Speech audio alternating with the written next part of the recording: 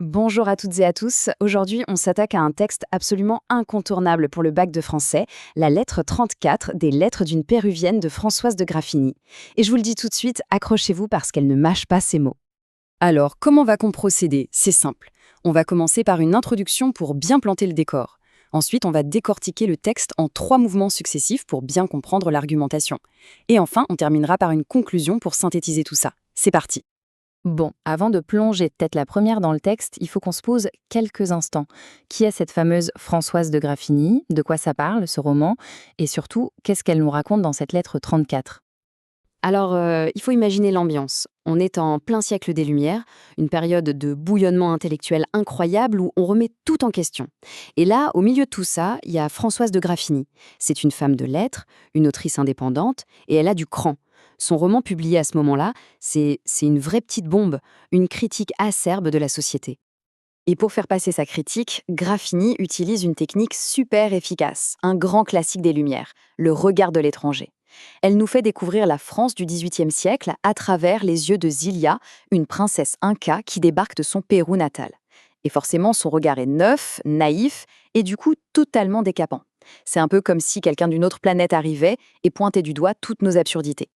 Tout ça, ça nous amène à la question centrale, la problématique qui va guider toute notre analyse. En quoi cette lettre dresse-t-elle un véritable réquisitoire, un vrai procès de l'éducation des femmes, que ce soit sur le plan des connaissances ou sur celui de la morale? C'est parti pour le premier mouvement de notre analyse qui va de la ligne 1 à la ligne 5. Et là, Zilia ne perd pas de temps, elle s'attaque directement à l'éducation religieuse. Son verdict est clair, net et sans appel, c'est inutile et, pire encore, c'est hypocrite. Dès le début, Zilia balance une phrase qui pose tout de suite le décor, un paradoxe énorme. Écoutez un peu ça. Alors là, on est en plein dans l'antithèse, c'est-à-dire l'opposition de deux idées. Et c'est flagrant. On enferme des filles dans un couvent pour leur apprendre à vivre dans le monde. C'est complètement contradictoire. Et remarquez bien le verbe enfermer, il a une connotation très négative. Ça sonne plus comme une prison que comme une école. Mais elle ne s'arrête pas là. La critique va plus loin en visant directement les éducatrices, les religieuses. Et là, l'ironie, elle est juste parfaite. On a la métaphore «éclairer leur esprit», qui est le grand mot d'ordre du siècle des Lumières. Sauf que celles qui sont censées apporter cette lumière sont décrites comme incapables de le faire, incapables de former le cœur qu'elles ne connaissent même pas. C'est une critique cinglante de leur incompétence. Et on arrive au coup de grâce pour ce premier mouvement. Le verdict final de Zilia sur cette éducation est sans pitié.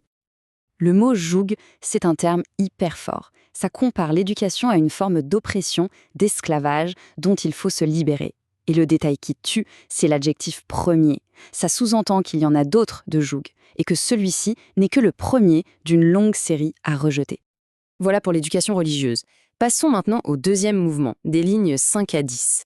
Après avoir montré l'inutilité de l'enseignement religieux, Zilia s'attaque à un autre problème, encore plus profond, l'absence totale d'éducation morale.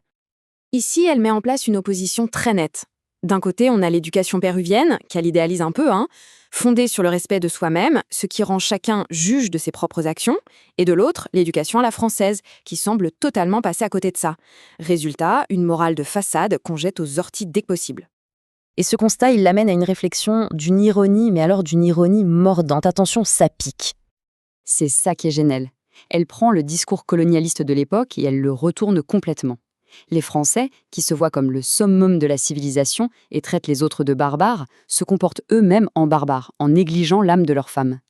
Et l'utilisation du conditionnel, on serait tenté de croire, c'est une fausse prudence. En réalité, c'est une accusation à peine voilée, ce qui rend la critique encore plus forte. On en arrive au troisième et dernier mouvement qui va de la ligne 10 à la fin du texte. Après la religion et la morale, place à l'éducation sociale. Et là encore, le bilan est terrible. Tout n'est qu'une question d'apparence. Regardez un peu le programme de cette éducation. Régler les mouvements du corps, arranger ceux du visage, composer l'extérieur. On est dans le contrôle total de l'apparence. Les verbes utilisés, régler, arranger, composer, ils montrent bien qu'on est plus dans le dressage que dans l'éducation. L'objectif final, le paraître. L'être, l'esprit, le cœur, tout ça s'est passé à la trappe. Et Zilia pointe du doigt les responsables, les parents eux-mêmes. C'est eux qui enseignent cette comédie sociale, cette hypocrisie. Ils apprennent à leurs filles à avoir l'air honnête, mais pas à l'être vraiment. On retrouve ici une antithèse fondamentale, celle entre l'apparence, la contenance honnête, et l'essence, l'honnêteté de l'âme. Elle montre bien que l'un sans l'autre, eh bien ça s'appelle de l'hypocrisie.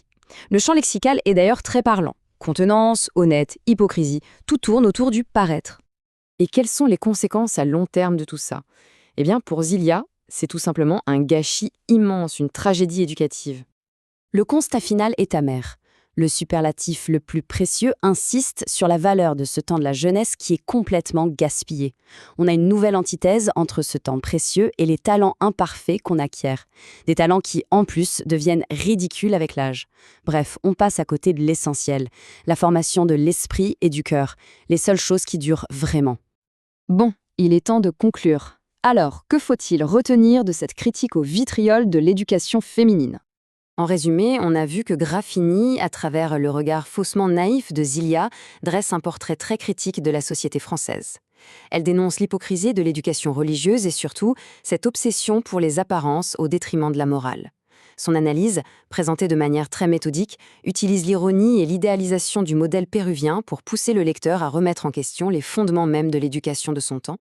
Et le texte nous laisse avec une interrogation finale, une question qui reste incroyablement pertinente aujourd'hui. Si une éducation ne forme ni l'esprit critique ni la morale, quel est son véritable but? À quoi sert-elle au fond?